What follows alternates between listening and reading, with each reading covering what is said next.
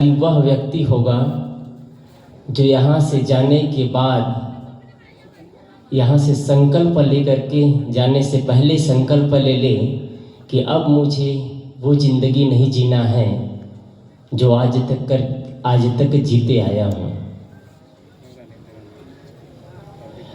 आज तक जो जीवन मैंने जिया, अब वो जीवन ना जी करके जो संतों गुरुजनों से जो सुना और जो देखा समाज में, वह जीवन जीना बेहतरीन होगा। ये समझ करके यदि कोई संकल्प भाव से यहाँ से जाते हैं तो यही समझा जाएगा कि वास्तव में उन्होंने गंगा स्नान कर लिया है। असली स्नान यही है। आज चाह करके भी अभी संगम में स्नान करना जाना चाहे तो आज सुबह सुबह तो बहुत मुश्किल था, यही बीच में ही रोक दिया जा रहा था। और स्नान करने से आपका शरीर धुलता है, जिनकी भावनाएं साफ होती है, जिनकी श्रद्धा होती है, वो बहुत से बुरे कर्मों को छोड़ते भी हैं कि अब मैं संतों के नगरी में आया हूँ और यह प्रयागराज संतों की नगरी है। इतना बड़ा कुंभ पूरे भारत में 4 जगह होता है, उसमें इतना बड़ा कुंभ कहीं नहीं लगता है। सरकार के आंकड़े के हिसाब से 40 करोड़ लोग आने की संभावना है मौनी अमावस्या के दिन। आप मौनी अमावस्या को रहेंगे और देखेंगे कि कितनी भीड़ होगी। लेकिन बेहतरीन यह है कि भीड़ से हम बच करके निकल जाए और संतों का दर्शन और उनके विचारों को जीवन में आचरण कर ले, वो ज़्यादा अच्छा है। भीड़ देखते रहेंगे तो और नुकसान न हो जाए। हम सबको आज जो अवसर मिला है कई विचारधाराओं के संतों से मिलने का, सबसे ज्ञान अर्जन करने का, क्या वो कर पाते हैं या बस आए, मेला देखे, घूमे और चले गए, कुछ पैसा खर्च किए, कुछ समय खर्च किए, अपना शक्ति लगाए और यूं ही लौट गए। तो हमने जीवन में अपने मेले में जो समय लगाया, तन मन और धन लगाया, वो सब बेकार चला जाएगा। आप जो समय और शक्ति लगा रहे हैं उसका आपको लाभ मिलना चाहिए। तो यहाँ से आप कुछ लेकर के जाए, कुछ ज्ञान अर्जन करके जाए, बस एक ही भाव से जाए कि मुझे कुछ बदलना है। बस शुरुआत तो करिए, कम से कम। मैंने महाकुंभ में शुरुआत किया है अपने जीवन में बदलाव का, मैंने एक संकल्प लेकर के आया है, अब मुझे बदलना है, अब मुझे शिकवा और शिकायत वाली जिंदगी नहीं जीना है। ये छोटी सी नन्ही सी प्यारी सी मुन्नी सी जिंदगी है, उसमें लड़ करके झगड़ करके जीवन में क्या मिलेगा? बस अंतिम में पश्चाताप होगा और कुछ भी नहीं होगा। और आप एक ऐसे मंच में बैठे हैं जहां सदगुरु कबीर के विचारों को जनमानस में बताया जाता है, जहां भ्रांतियां नहीं, जहां कर्मकांड नहीं, जहां पाखंड नहीं, एक निष्पक्ष विचार जो आम आदमियों को, आम लोगों को जरूरत है, वो विचार आपके बीच रखा जाता है। ये नहीं कहा जाता है ये करो वो करो, नाना कर्मकांड में नहीं फंसाया जाता है। सीधी सीधी बात कि अपने मन की पवित्रता को बना करके रखना है, अपने विचारों को बदलना है, अपने स्वभाव को बदलना है, सुंदर जीवन का निर्माण करना है। ये सारी चर्चा सहज चर्चाएं, सहज में ही जीवन बदलता है। कोई आदमी एक बैग छत पर नहीं पहुंचता है, स्टेप बाय स्टेप सीढ़ी से ऊपर चढ़ता है। एक संकल्प लेकर के यहाँ से जाएं। और सबसे महत्वपूर्ण है आप अपने मन को सही दिशा की ओर ले जाएं, मन को धोए, मन को साफ करते जाए। गुरुदेव जी कहा करते थे जैसे रुई को धुलने के बाद रुई एकदम हल्का हो जाता है और उसका गर्दा गुब्बार नीचे चला जाता है, वैसे ही मन को साफ कर ले, मन के कचड़े को निकाल ले। आप सभी किसान होंगे या सभी घर में रहते हैं, अपने घर की सफाई करते हैं। आपके घर में सब्जियां हैं तो सब्जियां खराब मत हो, सब्जी उसके व्यवस्था के लिए आप क्या करते हैं, फ्रीज रखते हैं। घर में गंदगी ना हो उसके लिए सफाई करते हैं, झाड़ू पोछा रोज लगता है। मकान डैमेज ना हो उसके लिए उसके हर साल रंगाई पोताई करते हैं। और जीवन खराब ना हो उसके लिए आप क्या करते हैं? इसके लिए कोई उपाय नहीं। घर को सजाते हैं, घर को संवारते हैं, अपने वस्तुओं को व्यवस्थित रखते हैं, कपड़ों को व्यवस्थित रखते हैं, जीवन को कितना व्यवस्थित रखते हैं। पूज्य और साहेब जी कई बार उदाहरण दिया करते हैं, जैसे कोई आदमी हो, सुबह सुबह स्नान करे और कपड़ा धोए, 2-4 बाल्टियां कपड़ा धोने के बाद उन कपड़ों को रस्सी में फैलाता है और फैलाने के बाद जब कपड़ा सूख जाता है तो नीचे ला करके अपने बिस्तर पर रखता है, अलमारी खोल करके उसको पैरा की तरह ठूस करके भर देता है। एक आदमी करता क्या है, उन्हीं कपड़ों को लाता है, प्रेस है तो प्रेस ऑन करता है, प्रेस नहीं है तो उस कपड़े को काज करता है, अपने हाथों से ही मोड़ करके व्यवस्थित अलमारी में स्टेप बाय स्टेप रखता चला जाता है। जब वही अलमारी को दोबारा खोल करके देखता है तो अच्छा कपड़ा व्यवस्थित रखा है। हम क्या करते हैं अपने जीवन को? क्या हम व्यवस्थित ढंग से काम कर पाते हैं? सही दिशा की ओर जा पाते हैं? सही विचारों में जी पाते हैं? सही शब्दों का उपयोग कर पाते हैं? एक संकल्प लेकर के जाइए कि आज से मुझे बोलना तो सीखना चाहिए। कई लोगों का जीवन 20 साल, 30 साल, 40 साल, 80 साल का बुढ़ा भी हो जाता है, बोलने की तमीज नहीं आ पाती है, कर्कश और तीखे वचन बोलते हैं और अपना खुद परेशान होते हैं, अपना खुद उलझते हैं, पूरे परिवार के लोगों को परेशान करके रख लेते हैं। आपकी वाणियों में वो मिठास हो, आपके शब्दों में, आपके लफ्जों में वो प्रेम बहता हो, जिससे आपके घर के बच्चे, आपके घर के परिवार के सदस्य आपके पास आकर के बैठ सके। आप महसूस करते होंगे यदि आप घर के मुखिया होंगे या घर के कोई भी होंगे, आपके शब्दों में नरमता नहीं है, आप में प्रेम नहीं है आपके शब्दों में, तो आपके बच्चे, आपके परिवार के लोग ही आपसे दूरी बनाना चाहते हैं। एक संकल्प लेकर के जाइए, कम से कम बोलने की तरीका तो सीखूं मैं यहां से। सदगुरु कबीर साहब कहते हैं, पंडित सो बोलिए हितकारी, मूर्ख सो रहिए झकमारी। यदि कोई पंडित मिलता है तो हितकारी शब्दों को बोल दो, अगर मूर्ख मिले तो उनके सामने चुप हो जाओ, मौन हो जाओ, कुछ मत बोलो, यही भला है। हम बोल बोल करके अपने मन को खराब करते हैं। बहुत बोलने वाले को इज्जत नहीं मिलता है। कम बोलो, धीरे बोलो, मीठा बोलो तो जीवन में सफलता अवश्य मिलेगी। हम जीवन में कुछ कर पाए या ना कर पाए, अपने विचारों को तो बदल सकते हैं। बाहरी विकास के लिए, बाहरी सफलता के लिए आदमी को बहुत मेहनत करना पड़ता है, लेकिन बाहरी सफलता अंतिम में 0 में चला जाता है। जब आदमी बाहर से सफल व्यक्ति हो, जो बाहर से सफलता की पहचान रखता हो, जिसके कई बिल्डिंगें हो, कई मकान, कई गाड़ियां हो, कई बंगले हो, लेकिन मन से आदमी दुखी हो तो उसकी सफलता असफलता में परिवर्तित हो जाता है, उसका कोई महत्व नहीं रहता है।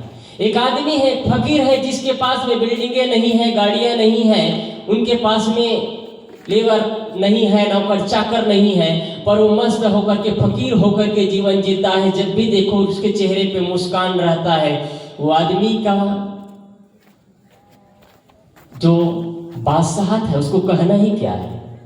आप सबके पास सब कुछ है और मन में प्रसन्नता नहीं है, चेहरे पे मुस्कान नहीं है, उखड़े उखड़े जीवन जीते हैं, कोई चेहरे पे रौनकता नहीं है, उदासी और मरे हुए जीवन जीते हैं। अपने जीवन की कोई पर्सनालिटी ही नहीं है, बस एक दूसरे के सहारा से जी रहे हैं। ऐसे जीवन, अपने जीवन की कोई पर्सनालिटी नहीं, अपने जीवन की कोई पहचान नहीं। आपकी पहचान होना चाहिए, आपकी एक नया छाप होना चाहिए, आपके घर में, आपके परिवार में आपका एक नया पहचान होना चाहिए। आपके घर परिवार में सदस्य हैं, 20-25 सदस्य हैं, 20-25 सदस्यों में आपका एक नया पहचान होना चाहिए। यदि अगर कोई पहचान नहीं है तो आपका क्या महत्व है? आम इंसान की तरह आप भी चले जा रहे हैं। जैसा एक भेड़ को फेंकने के बाद यदि भेड़ नदी से क्रॉस कर गया तो सारे भेड़ नदी से क्रॉस कर जाता है, और यदि पहला भेड़ नदी में धाराओं में डूब जाता है तो ये मानो कि सारा का सारा भेड़ नदी में डूब करके मर जाएगा। यही भेड़िए दसान आप भी दौड़े चले आए अन्य लोगों की तरह, तो आप शिक्षित और पढ़े लिखे और समझदार कैसे कहलाएंगे? आप गुरु के शिष्य कैसे कहलाएंगे? आप किन परंपराओं से जुड़े, किन गुरुओं से जुड़े, किस जगह से जुड़े? आपकी पहचान ही अलग क्या हुआ? आप ये विचार लेकर के जाइए कि मुझे अब बदलना है जीवन में, प्रेम से आनंद से जीवन को जीना है। सदगुरु कबीर की एक साखी है, एक माइक बाहर रखिए। ऐसी वाणी बोलिए मन का आपक होए, और अनको शीतल करे आपो ही शीतल होए। ये सबको याद होगा, ये पाठ्य पुस्तकों में सब पढ़ करके आए हैं। एक सदगुरु कबीर की एक साखी है, यदि जीवन में आचरण कर लिया जाए तो जीवन बदल जाएगा। आदमी जीवन को बदलने के लिए नाना कर्मकांड करते हैं। जब आप अच्छे विचारों के साथ जीना शुरू कर देते हैं तो अन्य चीज आपको कर्मकांड लगेगा। आप इस मेला में देख लीजिए, कई लोग 12-12 साल 14-14 साल से हाथ खड़े किए हैं तो हाथ नीचे नहीं किए हैं। कई लोग इतनी ठंडी में, घोर ठंडी में बिना कपड़ा के ठंडी पानी में डूब करके हैं, और गर्मियों के दिन में बहुत जब आग धधक रही हो सूर्य की, उस समय चारों तरफ आग के अंगारे लगा करके बैठते हैं, क्योंकि उनको लगता है कि यहीं से मुझे सफलता मिल सकती है, यहीं से मैं आगे बढ़ सकता हूँ। लेकिन उनकी जितनी बुद्धि, उनको जहाँ से विकास लगता है, जहाँ से उनको लगता है कि मैं अपने मंजिल को और आगे बढ़ रहा हूँ, वही कर रहे हैं। आप भी वही करते चले जाएं। और सबसे बड़े आश्चर्य की बात तो है, सदगुरु कबीर साहब कहते हैं, जानबूझकर कपट करत है तही संबंध न कोई। हम सारे लोग जानते हैं कि हम गलत बोल करके अपने जीवन को नरक की ओर ले जा रहे हैं, पर भी हम गलत बोलते चले जा रहे हैं, पर भी हम वही काम करते चले जा रहे हैं। गलतियां होना जीवन में बड़ी बात नहीं है, कोई गलत बात भी नहीं है। गलतियां होना जीवन में कोई गलत नहीं है। गलत तो तब है जब हम उन गलतियों को बार बार रिपीट करते हैं, बार बार रिपीट करते हैं, और उस गलती की वजह से न जाने कितने बार ठोकर खाते हैं, पर भी उन गलतियों को बार बार हम रिपीट करते हैं। उन गलतियों की वजह से आपके परिवार के बच्चे आपसे दूर चले जाते हैं। उन गलतियों की वजह से आपके घर के माँ बाप आपसे प्रेम नहीं करते हैं। उन गलतियों की वजह से आप परिवार से बहिष्कृत होते हैं, पर भी उन गलतियों को बार बार करते हैं, बार बार करते हैं। हम उस गलतियों को दोहराते जाते हैं। इससे ये पता चलता है कि हमको वही गलती पसंद है। नाली के कीड़े को नाली ही पसंद होता है, हमारी भी गिनती उसी में हो। एक आदमी जब शराब पीता है, शराब पीने के बाद जब डंडा लगता है तो कहते हैं अब शराब नहीं पीऊंगा मैं। जब एक दिन बाद शराब के नशा उतरता है, साथियों के संग में जाता है, फिर वही दोबारा उस शराब का लत लगा हुआ व्यक्ति वही मदिरालय में फिर से जाता है। हम एक बार संकल्प लेते हैं, जब घर में कोई वहां होता है, घर में तू मैं होता है, तो हम कहते हैं अब ये गलती नहीं करूंगा। मेरे वजह से परिवार भी खंडित ना होने पाए, मेरे वजह से एक दूसरे में टकराव ना पैदा होने पाए। ये विचार हम सोचते हैं जरूर, लेकिन अवसर आने पर हम मौन नहीं रह पाते हैं। हम टूटे या जो कुछ हो, हमको जो बोलना है बोल करके रहेंगे। हम अपने पग आगे बढ़ा देते हैं, अपने शब्दों को लफ्जों में लगाम नहीं रख पाते हैं। मैं कह रहा था कि आप इस मेला से कुछ लेकर के जाइए, इसलिए संतों के दर्शन करिए, घूमिए फिरिए, आए हैं तो पूरा आप मेला भ्रमण करिए, लेकिन यहाँ से संकल्प भाव से जाइए कि अब मुझे बदलना है। गंगा स्नान करना है, गंगा स्नान भी कर लीजिए, लेकिन मन को ज्ञान गंगा में जरूर नहलाइए और एक संकल्प लेकर के जाइए। आज हमारे भारत में जितने केस चलते हैं कोर्ट में, 80% कोर्ट में जो केस चल रहा है वो बात की लड़ाई है। बात की लड़ाई है। लोग कहते हैं भाई साहब तुम क्या 2-4 फीट की जमीन के लिए लड़ाई करते हो, इससे क्या मिलेगा। लोग कहते हैं भाई साहब मुझे 2-4 पैसे 2-4 फीट जमीन की लड़ाई नहीं है, उन्होंने मुझे ऐसे कहा था, उसकी लड़ाई है, बात की लड़ाई है। बात से बात बिगड़ जाती है यदि बात सही ढंग से ना कहा जाए तो। इसलिए सोच समझ करके बोलिए, विचार करके बोलिए। आप कुछ भी पहले उसके बोलने से पहले आप चिंतन कर लीजिए कि मुझे क्या बोलना चाहिए। ये एकदम साधारण सी चीज है, ये वैराग्य की बात नहीं है, ये बहुत आत्मा कल्याण की बात नहीं है। और जब आपको बोलने की कला नहीं आए तो आत्मा कल्याण भी नहीं हो सकता। ये चीज जानिए, आपको जीवन में शांति नहीं मिल सकती है। आज जितना विवाद हो रहा है, घर में टूटते चले जा रहे हैं, परिवार बिखरते चले जा रहे हैं, समाज टूटता और बिखरता चला जा रहा है, इसका मुख्य कारण है लोगों के अंदर अहम बढ़ता चला जा रहा है। बोलने की तमीज नहीं आ रही है, बस जैसा चाहे तैसा बोल करके टूटता और उजड़ता हुआ समाज और परिवार दिख रहा है। आप इस विचारों के साथ, एक सुंदर विचारों के साथ अब मुझे बदलना है। आप अपने घर को समेट करके रखिए, परिवार को समेट करके रखिए। यहां से जाने के बाद में आपके स्वभाव ऐसा बदलना चाहिए, आपका विचार ऐसे बदलना चाहिए, शब्दों में वो मिठासपन आना चाहिए कि आपके बच्चे भी कहने लगे कि गंगा स्नान करने के बाद सच में लगता है बदल गए हैं हमारे मम्मी पापा, हमारे दादी दादा। और कोई गुटखा तंबाकू खाते हो उनकी तो लीला ही अपरंपार है। आप 2-4 पाँच और लेकर के जाइएगा, छोड़ दीजिए, क्या रखा है उसमें। आप भी अपने दांत को रंगाते हैं, आपके बच्चे देखते हैं, वो भी आपसे घृणा करते हैं। ये छोटी बात है, इसको कोई बड़ी बात नहीं है। इसलिए पूज्य गुरुजनों और समाज के बीच में आप आए हैं, एक ऐसे महाकुंभ नगरी में आए हैं जो पूरा संतों की नगरी है, जहां से आप एक अच्छे विचारों के साथ यहां से वापस होंगे। मैं सदगुरु कबीर साहब की पंक्ति साखी मैंने कहा, ऐसी वाणी बोली, ऐसी वाणी बोली मन का आपक होए। आपका मन अनादित हो जाए, आपा अहंकार भी खत्म हो जाए, औरन को शीतल मिले। और आप जब जब बोले उन शब्दों को सुनने के लिए आपके परिवार के, आपके समाज के लोग तरसे कि उनके शब्दों में वो मिठास है, वो प्रेम भरा है उनके शब्दों में। आप लोग देखते होंगे जब गुरुदेव जी का विचार चलता था तो समाज एकदम साइलेंट, चूं करके आवाज नहीं आती थी, लोग सुनते थे, बड़े ध्यान से मजे से सुनते थे। गुरुदेव जी के विचारों में वो लस था, वो प्रेम था, वो उद्गार था, लोगों के अंदर छू जाने वाली बातें थी, क्योंकि उनका जीवन भी बोलता था। और जब जीवन बोलता है तो विचार प्रभावित करता है।